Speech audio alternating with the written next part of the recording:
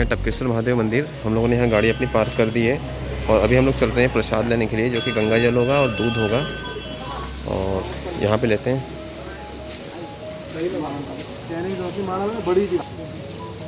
गंगा जल ले लो, ये ले लेते हैं, ये गंगा जल होगा। अभी हम लोग चल रहे हैं, अब प्रसाद और सब कुछ ले लिया है और अभी हम लोग चल रहे हैं, पीछे दिखा दो। अभी हम लोग चल रहे हैं। अन्ना अद्भुत दृश्य यहाँ का टपकेश्वर महादेव मंदिर का आप लोग देख सकते हैं। ये बहुत ही प्राचीन मंदिर है।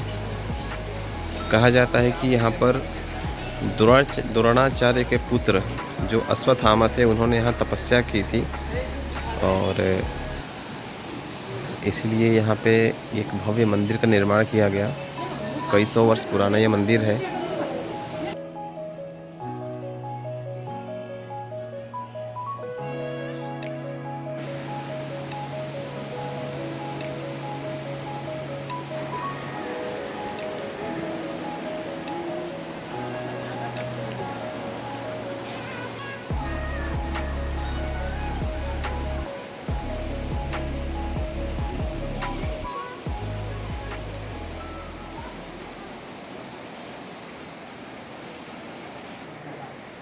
तो फाइनली गाइस, टपकेश्वर महाराज जी के मंदिर के जो मुख्य पुजारी हैं उनसे हम रिक्वेस्ट करेंगे कि वो हमारी यूट्यूब फैमिली को इस टपकेश्वर महादेव के मंदिर के इतिहास के बारे में बताएं।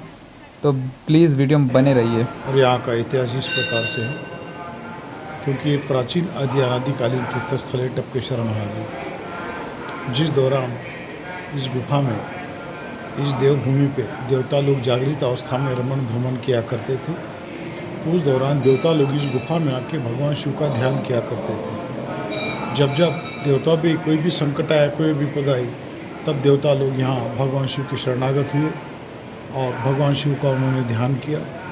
बार भगवान शिव की उन पर अनेकों बार कृपा हुई और भगवान शिव ने उन्हें हर संकट से, हर विपदा से उनकी रक्षा की और भगवान शिव ने उन्हें देवेश्वर के रूप में दर्शन दिए और अनेकों बार उनका कल्याण किया। ये जो 7 बहरी नदी धारा, इसके बीच देवता लोग उस दौरान स्नान संध्या किया करते थे,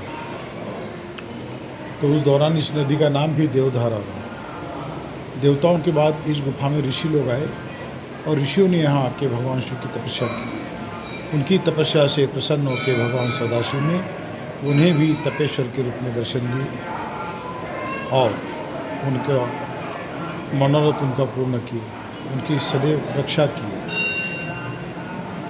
क्योंकि ऋषियों की तपोभूमि है उत्तराखंड।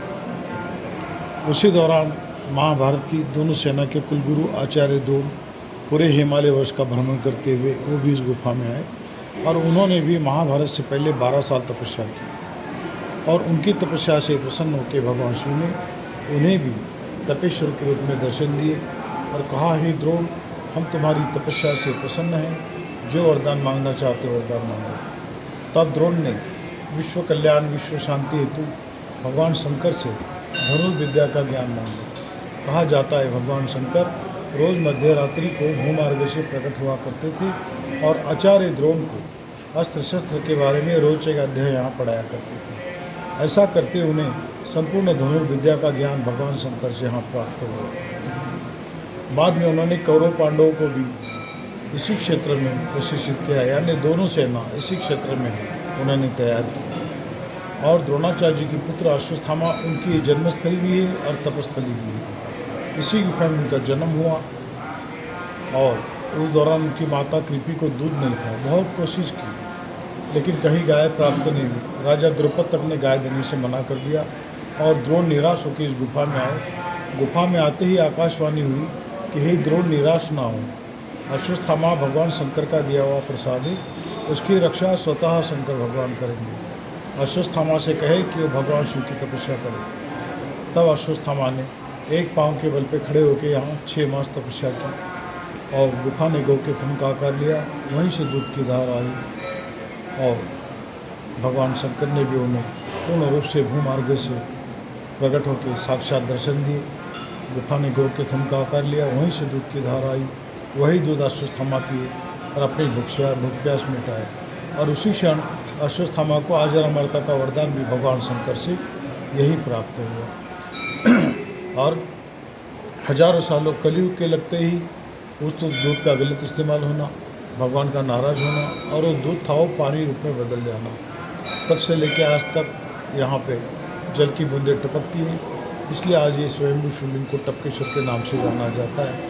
और कई हजारों सालों से यहाँ शिवलिंग के ऊपर जल टपकता है और इनका स्वतः अखंड अभिषेक होता है। आप लोग भी टपकेश्वर आइए और यहाँ आके भगवान को एक लोटा जल चढ़ा दें और एक पल के लिए भगवान शिव का थोड़ा ध्यान करें, तभी आपको अनुभूति होगी कि देवताओं की देवभूमि है और ऋषियों की तपोभूमि है। आप अवश्य आइए, भगवान शंकर आप सबकी जो मनोकामना पूर्ण करें।